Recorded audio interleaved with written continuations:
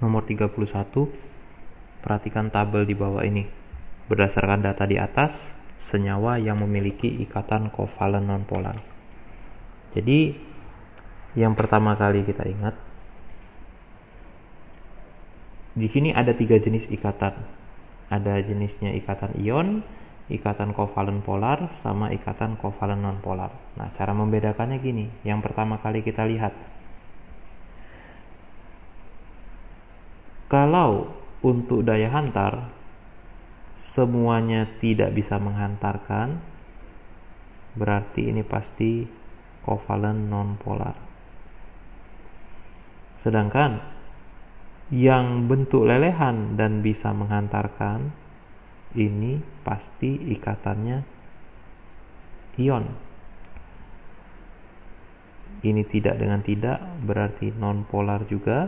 Nah, ikatan kovalen polar itu ini, lelehan tidak menghantarkan, larutan menghantarkan. Jadi jawaban kita D untuk kovalen polarnya. Diberikan rumus senyawa atau ion berikut ini. Pertanyaannya, di antara senyawa di atas yang dapat bertindak sebagai basa Lewis. Yang bisa bertindak sebagai basa Lewis itu cirinya gini. Pada atom pusat itu punya PeB. Berarti kita harus menggambar rumus Lewis dari senyawa ini. Jadi untuk yang pertama, H3O+.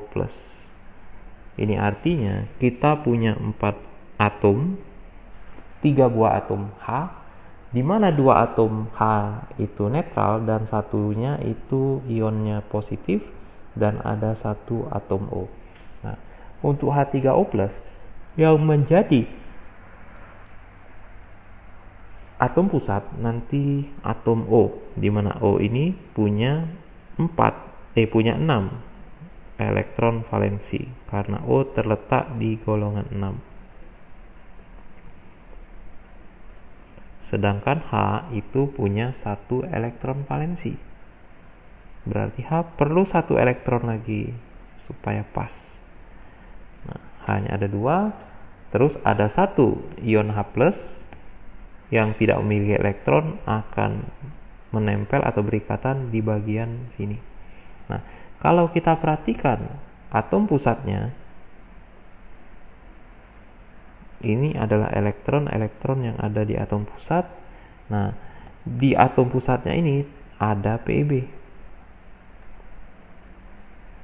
Artinya H3O+ itu bisa bertindak sebagai basa untuk Lewis. Nah, untuk yang kedua, CH3Cl. Nah, ini kalau kita gambarkan yang menjadi pusat itu C. C itu golongan 4, berarti dia punya 4 elektron. Berikutnya ada 3H. Setiap H itu butuh 1 elektron.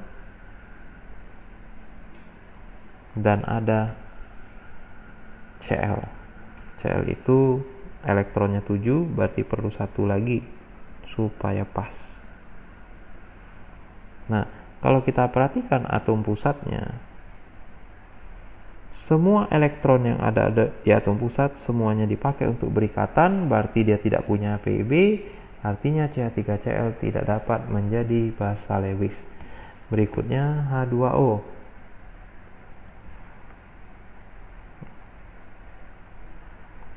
H2O berarti gini, O punya 6 elektron,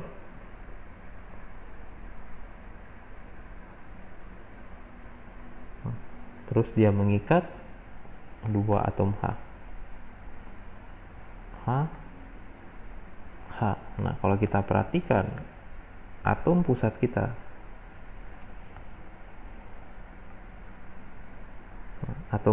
ini memiliki PeB. Ini PeB. Yang di bawah juga PeB. Berarti H2O bisa bertindak sebagai basa Lewis. Berikutnya NH3.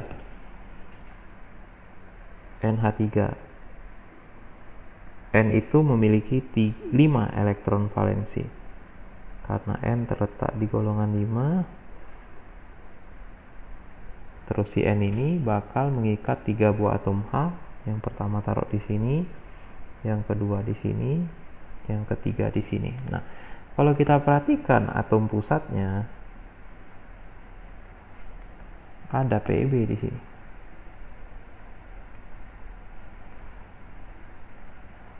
Artinya NH3 bisa sebagai basa Lewis juga. Yang kelima, BCl3.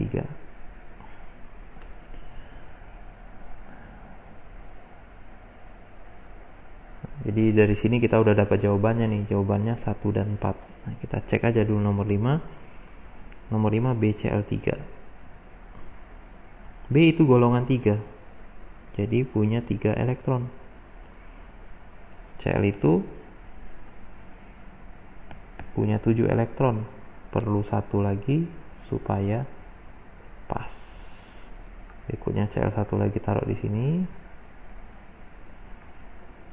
Yang terakhir Cl-nya taruh di sini. Kalau kita perhatiin atom pusatnya tidak ada Pb, berarti tidak bisa menjadi basa Lewis. Nomor 33, berikut ini pasangan senyawa karbon. Pertanyaannya pasangan senyawa karbon yang benar. Jadi kita cek.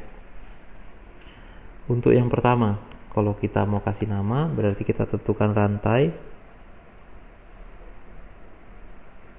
Ini termasuk senyawa alkana ya, nomornya 1, 2, 3, 4, namanya 2-metil butana, benar.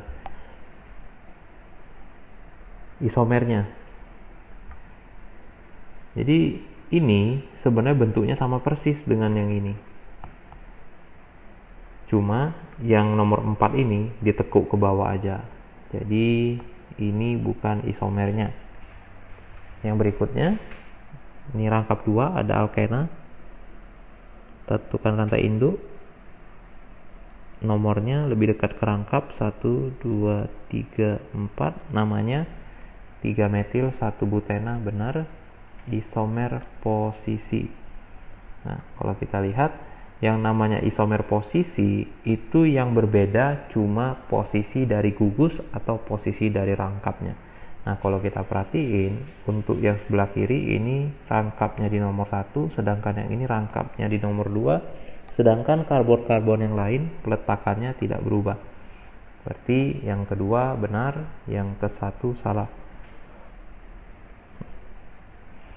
Yang ketiga, CO ini gugus keton. C-nya ada 3, propanon, benar. Propanon itu isomer fungsinya dengan aldehid. Ini CHO senyawa aldehid, C-nya ada 3, benar juga berarti. Berarti jawabannya C, 2 dan 3. Kita cek sampai ke bawah. Yang ini asam karboksilat COH, jadi nomornya 1, 2, 3, 4. Jadi namanya asam 2-metil butanoat, benar. Isomer fungsi dari alkohol, isomer fungsi dari asam karboksilat itu ester, sedangkan ini alkohol. Jadi ini salah. Berikan suatu reaksi yang belum lengkap di bawah ini. Di sini ada senyawa C3H7COH. Oh, ini gugusnya gugus asam karboksilat. Kalau kau kasih nama, namanya asam, C-nya ada 4 ya, berarti asam butanoat.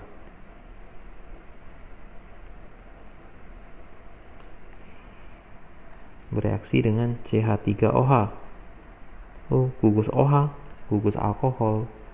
Namanya metanol, karena C-nya cuma 1. Nah, jadi kita punya asam butanoat, itu asam karboksilat.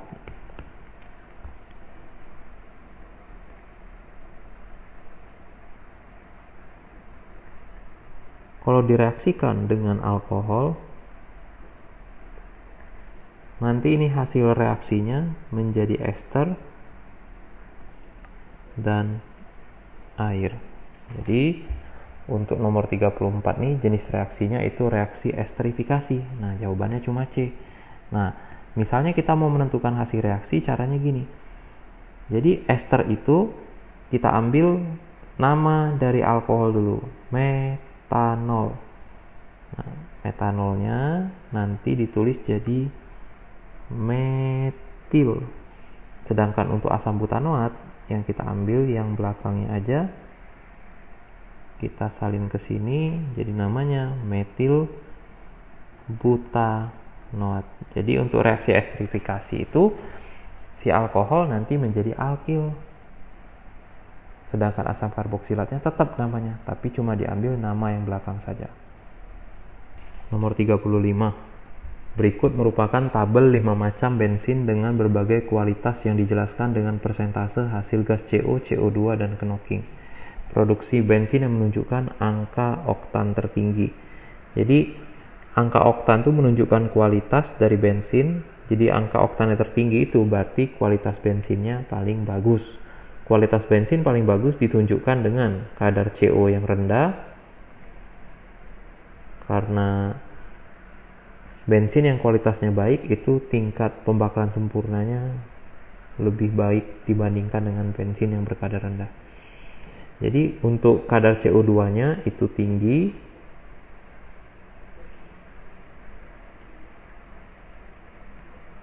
dan tingkat knockingnya itu rendah.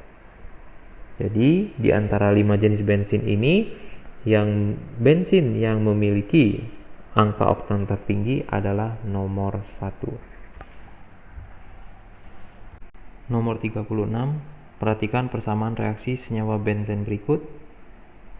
Yang diminta nama reaksi dan zat hasil reaksinya secara berturut-turut. Jadi untuk reaksi benzen itu ada hafalannya ini. Jadi untuk reaksi benzen ada 3 macam. Yang pertama reaksi halogenisasi, itu reaksi dengan halogen. Berikutnya ada reaksi dengan asam nitrat, namanya reaksi nitrasi. Berikutnya ada reaksi dengan asam sulfat, namanya sulfonasi. Berikutnya ada reaksi dengan gugus alkil, nama reaksinya alkilasi.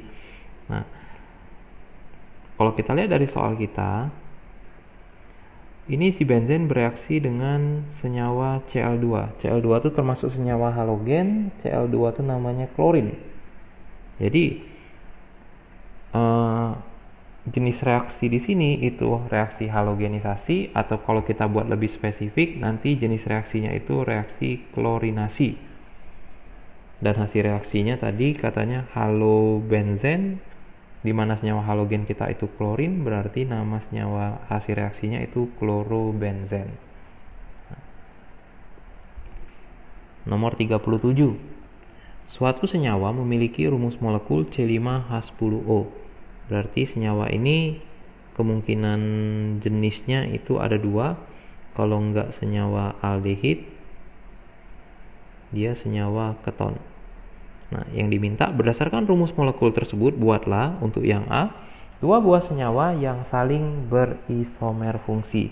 Jadi yang saling berisomer fungsi itu adalah senyawa aldehid berisomer fungsi dengan keton. Jadi di sini kita gambar ini aja, satunya senyawa aldehid, satunya lagi senyawa keton, di mana C-nya ada 5.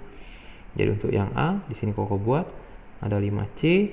C paling ujung berikatan dengan gugus aldehid, O dengan H, terus Koko lengkapin H-nya, H2, H2, H2, H3.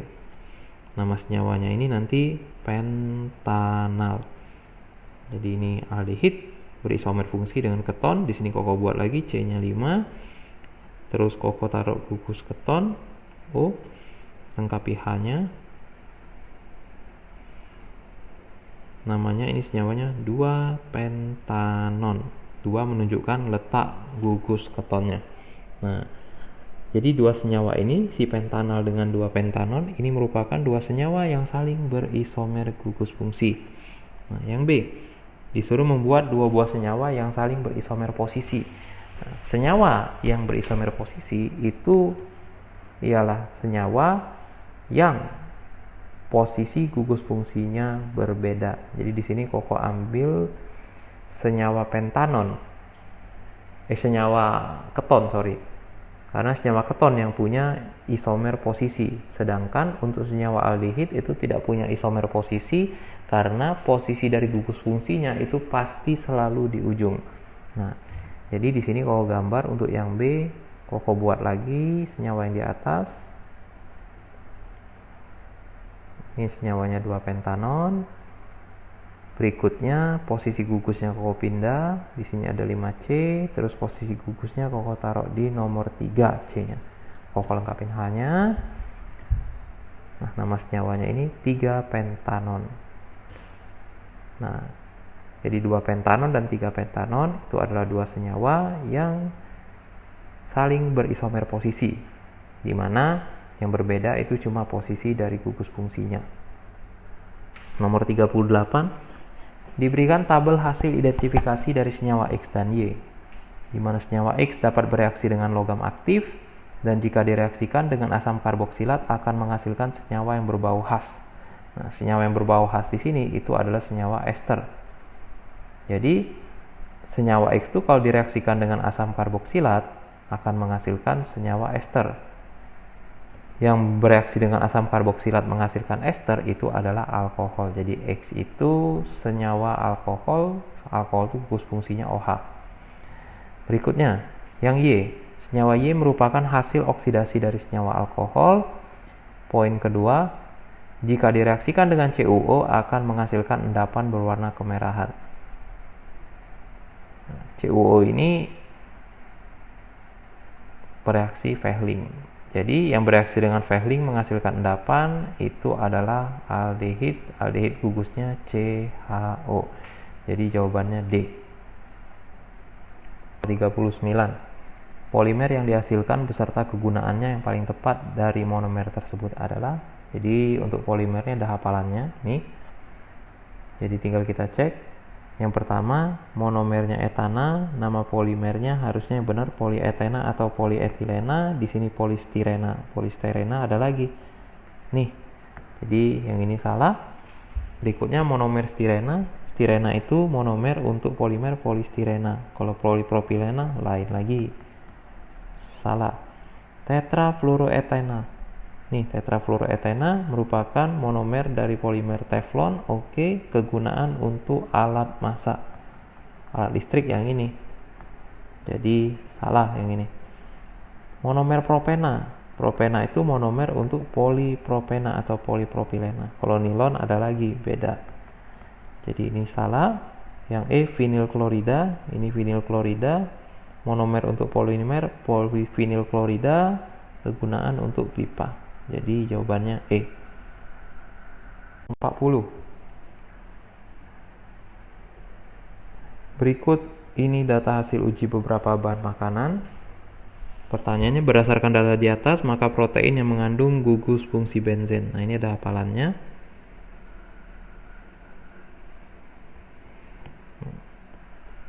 Protein yang memiliki gugus fungsi benzen itu dicek pakai uji Santo-Proteat. Untuk uji inti benzen, kalau positif warnanya jingga. Jadi kita lihat Santo-Proteat, yang warnanya jingga itu putih telur dan ikan. Berarti jawabannya E.